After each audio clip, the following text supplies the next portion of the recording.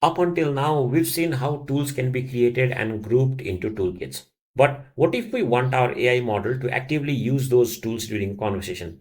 That's where tool binding comes in.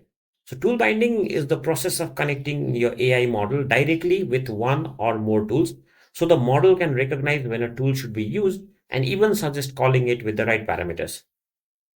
Essentially, the model becomes aware of the tools at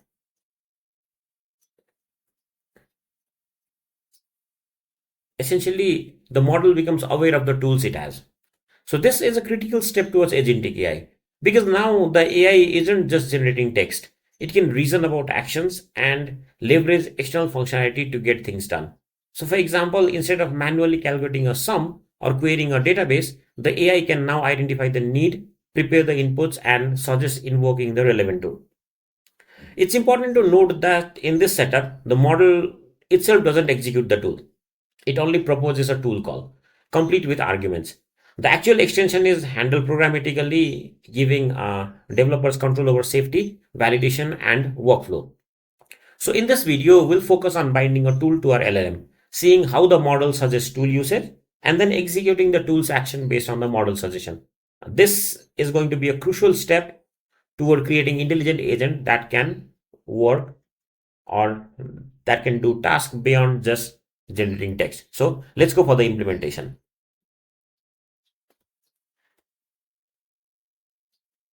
So here I'm going to create a new file called a tool binding.py. Let's import tool. So from LangChain core, LangChain underscore core dot tools import tool.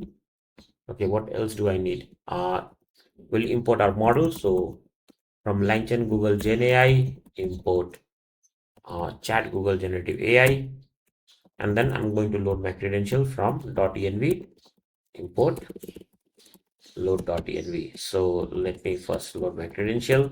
Let me then load my model. My model name is Gemini 2.5 flash model.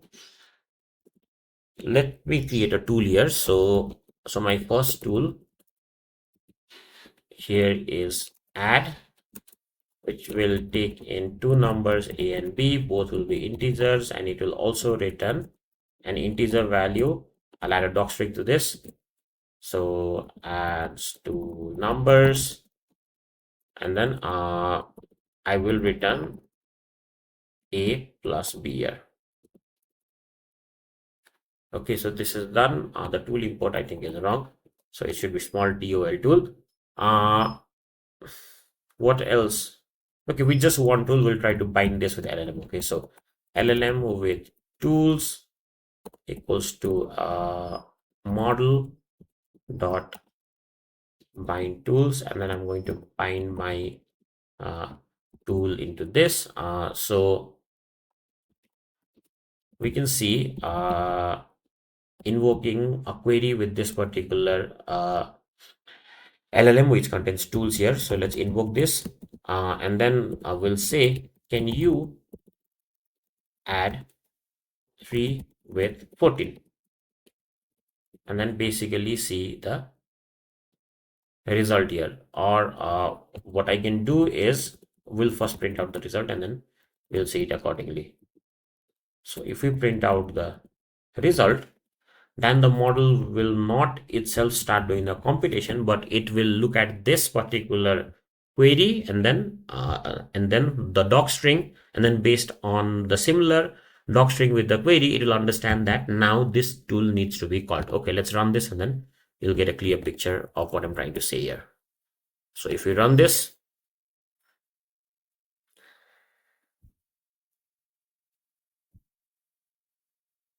so as you can see, the content is actually not an exact answer, but it is a tool call here or a function call.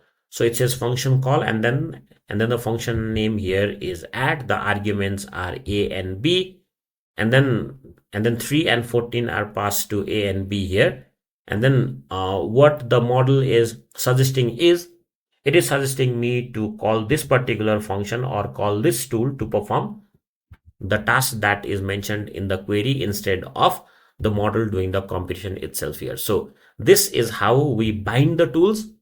And then the model, like I said earlier, the model does not itself call the tool, but it actually provides you the suggestion to the user that this particular tool can be called to perform this particular task that is asked to do here.